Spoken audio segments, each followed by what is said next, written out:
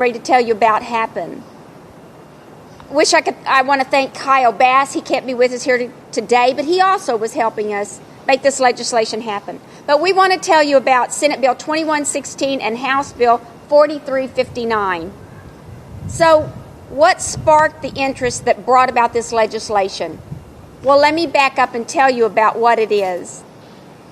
There is a project in Valverde County that at first just looked like at glance, just a wind turbine farm, but extremely tall wind turbines.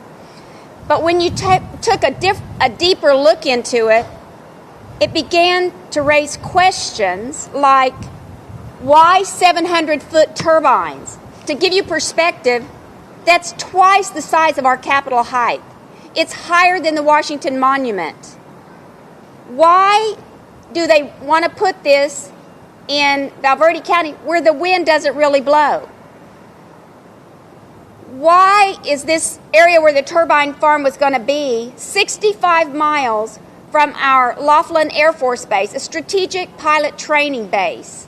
It's close to our border. They constructed a 10,000-foot runway. Why? And what is a Chinese citizen who's a billionaire, what is his interest whenever he's a high-ranking member of the Chinese Communist Party? What's his interest in this project? As we looked into it, it started looking more and more like a Trojan horse. And we know what would happen if there was an invasion of our infrastructure, our critical infrastructure. Our Lone Star Infrastructure Act, which is what 2116 is, protects our vital military capabilities, our economy, and Texans, the safety of Texans. It prohibits countries that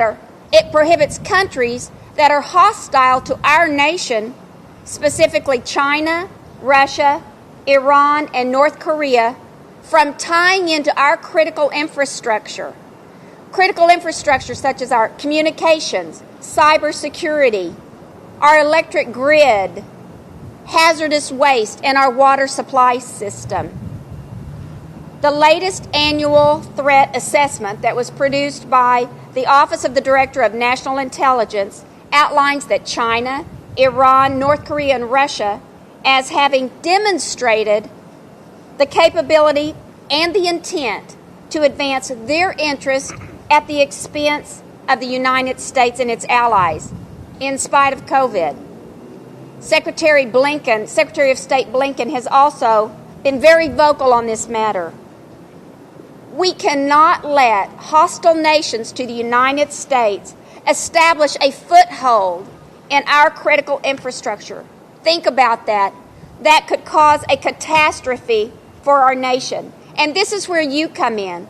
You can get the message out that states across the nation need to be aware of any enterprise happening in their state by a hostile country and investigate that for the possible threat that it poses to our national security.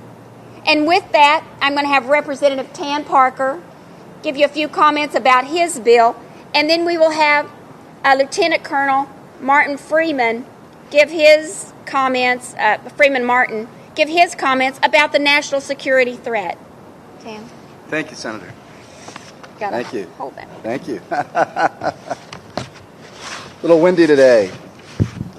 Well, good morning, everybody, and it's great to be with you. I want to thank Senator Campbell for her tremendous leadership on this critical topic, and all the team behind us, and Kyle Bass, and everyone that we've been working with. We're all very grateful. We all recognize more than ever, after the incredibly horrific storms in February, the vulnerability that we have as a state.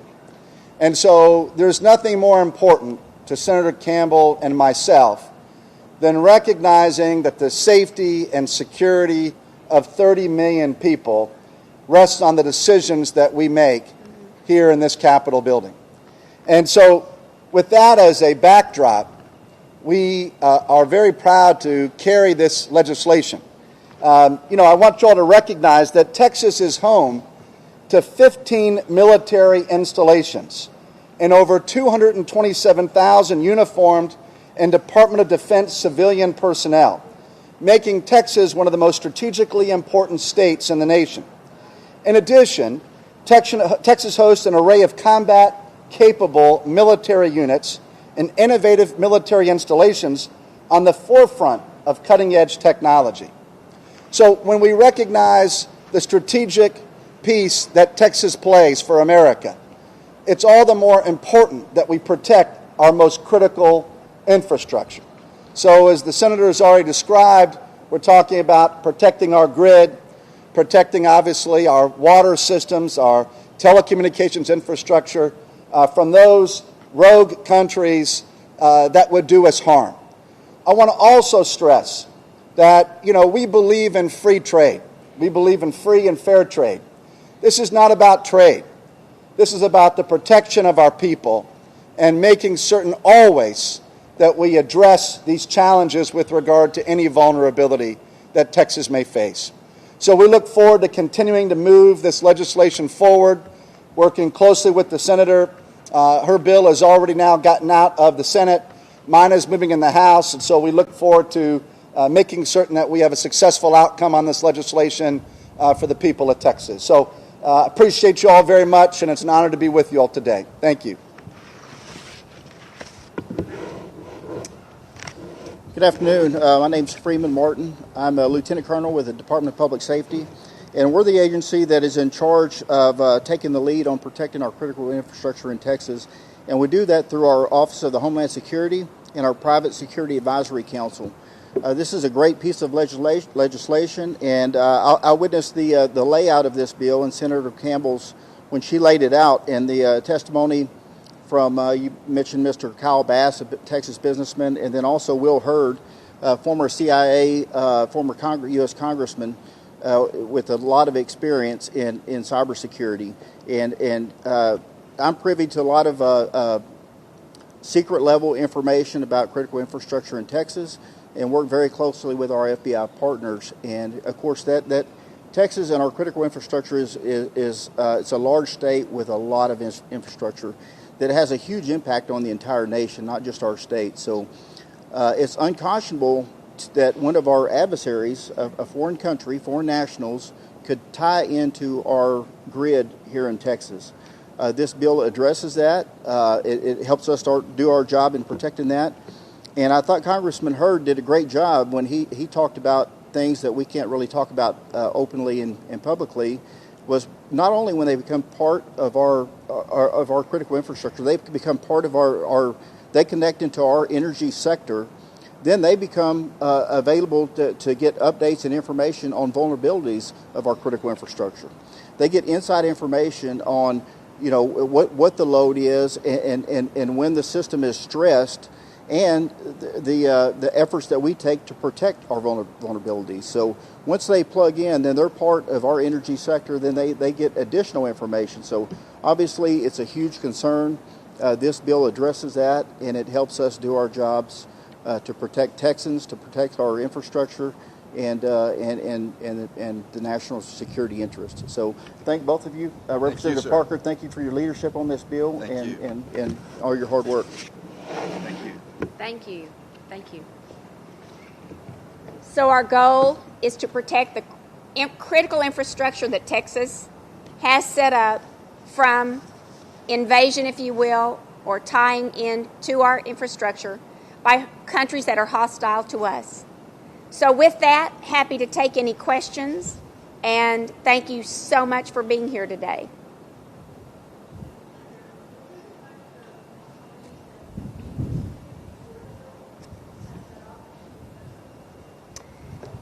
Not that we can tell at this time. We're looking at that.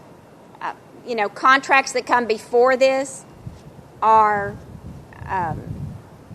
grandfathered in, if you will. But important is that we look going forward. What else is happening right under our nose that we're missing, right? And other states need to look too. But going forward, trying to prevent them from tying into our critical infrastructure is our goal.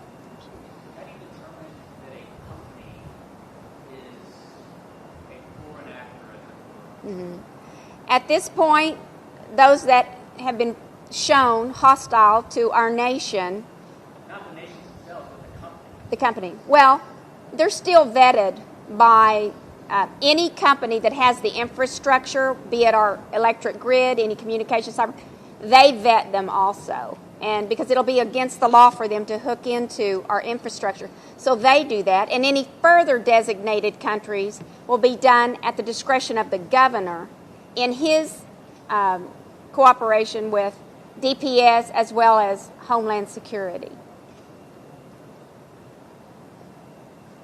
Okay. Any other questions? Thank you all very much for coming. Thank you all. Appreciate it very much. Okay, great. All right. Thank you. Appreciate all your support.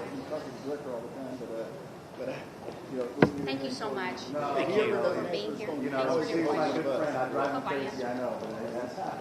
He's great. He speaks very Well, he's a dear friend. We've been buddies for a long time, so I guess it's a great job. He's got a lot